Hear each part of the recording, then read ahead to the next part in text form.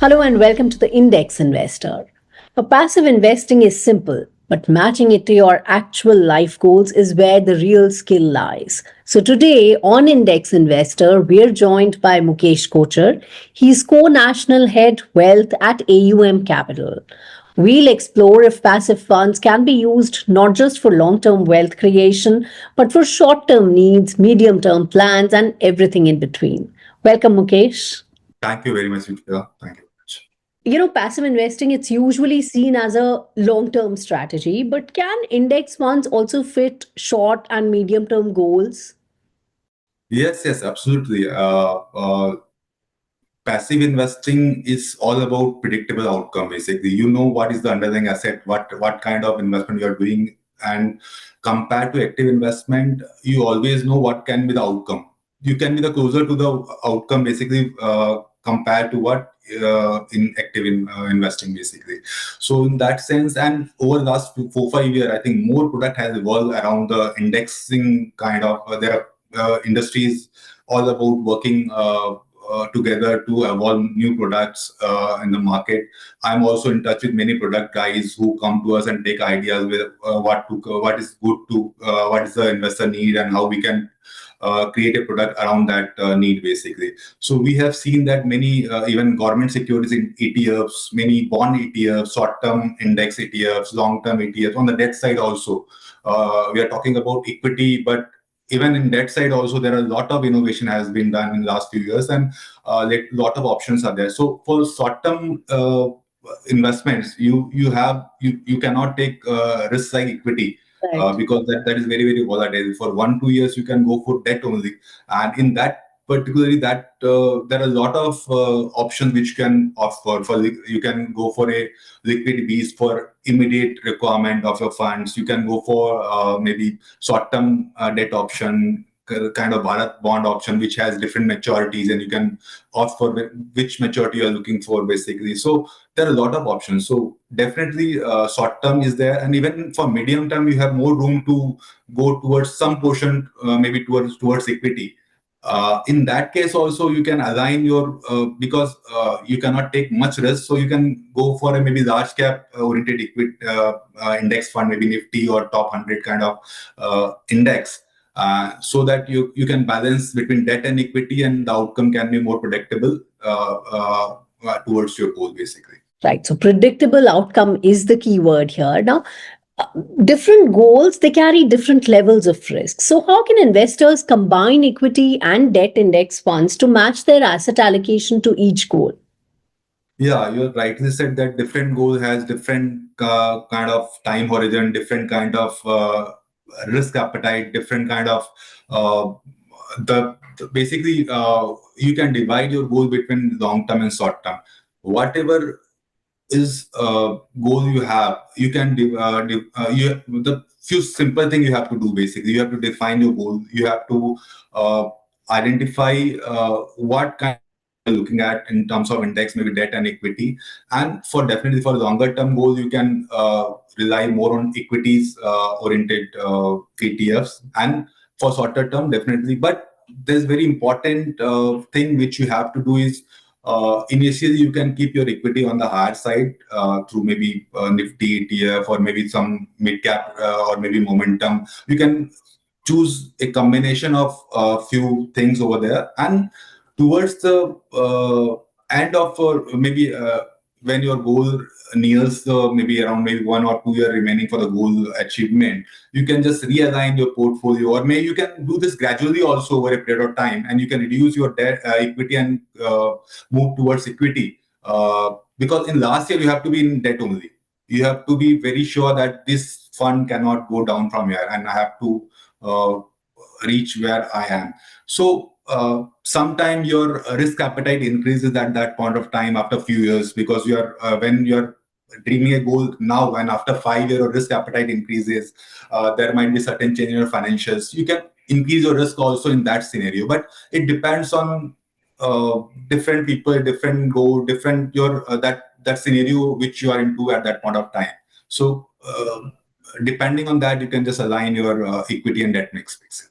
Even some silver and gold ETF, which are crazy in the market, everyone is investing into that. You can always keep 5-10% of those kind of thing, which will maybe will work as a hedge against many uncertainty in the global market, because global market is not predictable at this point of time. Every day we hear new news, maybe some war, or maybe some trade war, or maybe something else. So you can hedge your portfolio from there also. So it can be Right. balancing kind of act basically. Right. So once I have defined my goal and decided on an asset class, how do I practically map SIPs to each one of them? For example, how should a long-term wealth SIP differ from a near-term savings SIP when both are in passive funds? As I said, it's more predictable outcome. So when we link SIP with passive funds, it create it is a win-win kind of situation for the investor, because the outcome is more predictable and you can reach near to your goal, which is more likely, you can say. So you have to define, as I said, you have to define your goals, and it's very important that for each goal you need to have separate SIP basically. You cannot keep one SIP for all the goals. Basically, you have to keep separate fund for separate SIPs, and you need to review it periodically. And the rate of compounding which you are calculating at is very important. Normally, we presume that India's nominal GDP is growing at 10-11% kind of on a conservative side. If you are assuming a 7% kind of growth, 6.5% kind of growth, and 4.5% kind of inflation, then we are growing at 11% kind of situation. So if we are growing our GDP at 11%, then you can predict that Nifty will grow at that rate on a longer period of time. In between, there may be some hiccups, there may be some up and downs, but ultimately, over a long-term period of time, you should track that GDP nominal growth. So you can assume, depending on what kind of index you have chosen. If you have chosen Nifty, you can take 11% or 11% kind of compounding. If you are choosing a small cap index or a mid cap index, then you can take an alpha. If you are choosing a momentum kind of index out of that overall things which we have in passive, then you can choose different kind of. So what kind of alpha you have to predict for your outcome to be is very important. So you have to be very conservative by choosing that second. And thirdly, you have to track that whether you are reaching that on a gradual basis or not. So reviewing is very important part of that. You need to top up SIPs, you need to increase your SIPs, you need to take inflation also into account by doing this SIP. So those kind of things needs to be monitored, and I think it's absolutely a best option to go for a through a passive investment to find a goal through SIPs. From a macro lens, what gives passive funds an edge over active funds when it comes to goal-based investing? Is it the simplicity, predictability? What is it? So definitely, predictability is the most important thing which I will say, because when you are investing for a goal, you need to be very near to that goal, well, particularly. And if the outcome is more predictable, you can be more sure about what you want, basically. And definitely, the product is very simple. You know the underlying asset, what instrument it is actually, where you are investing into, right? And if you're investing in Nifty, then always you are investing in top 50 companies of the country. So you are more closer to the GDP, which I mentioned, that nominal GDP. The outcome will be more closer to that GDP outcome over a long-term period of time. So that is very important. Thirdly, the cost is very low, compared to an active fund manager, because here the fund manager has to only shadow the index. He does not have to apply his mind. So the cost is very low here, and there is no emotional attachment to anything, like because you know what is the underlying. So you have more assured that I have invested in this and this is the outcome over a longer period of time. You don't just that this fund is not underperforming or outperforming or should exit from this fund and go to that fund. Also, that emotional behavior is very is taken care very rightly in this index investing. So I think You were just mentioning that As one moves closer to their goals, they should move from equity to debt. So, what is the right way to adjust or rebalance a passive portfolio? And should this be rules based or more situational? I think in the current situation, everyone has to be very flexible. But having said that, being disciplined is always very, very important compared to anything else, right? So rebalancing can be a rule based. I think that a set rule has to be there, but you must be a little bit flexible over a long term period of time, because market is changing, dynamic is changing so fast in the world. So you have to change your you may have to change your thesis 3 years down the radar, right? So you have to little bit flexible, but the written rule has to be there how you are going to do it first.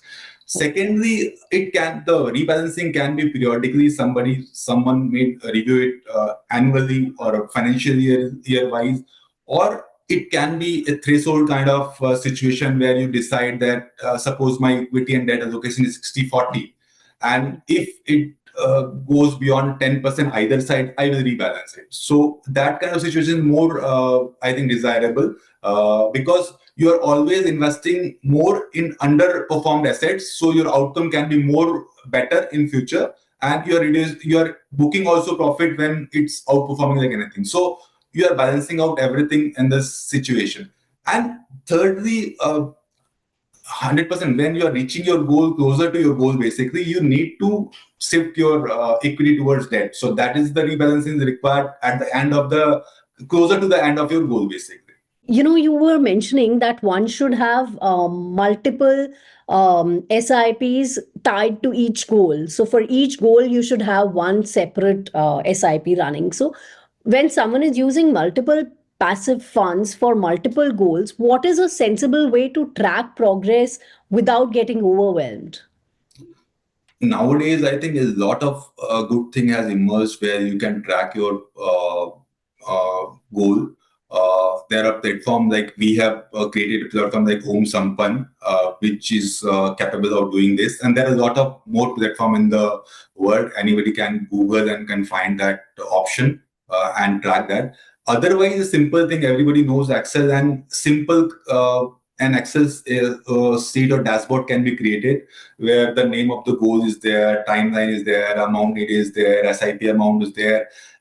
Uh, Whether you have reached over a period of time, you need to mention there. If any, when you are reviewing it, you need to mention whether you are underperforming with your goal or not. If yes, then how much to SIP you need to increase, and rebalancing if required. So this simple kind of Excel sheet or dashboard can be created, and it can be reviewed at a regular interval. So I think people nowadays, investor has are very very they know what to do, and the only simple thing, if you track it properly, you will align to your goal more compared to if you just invest and forget. Right. Well, with that, time for us to wrap up this chat. Thank you, Mukesh, for breaking it down with such clarity. Thanks. Many thank you very much, ma'am. If you found this useful, don't forget to check out the rest of the Index Investor series. And as always, invest simple, invest steady. See you in the next episode.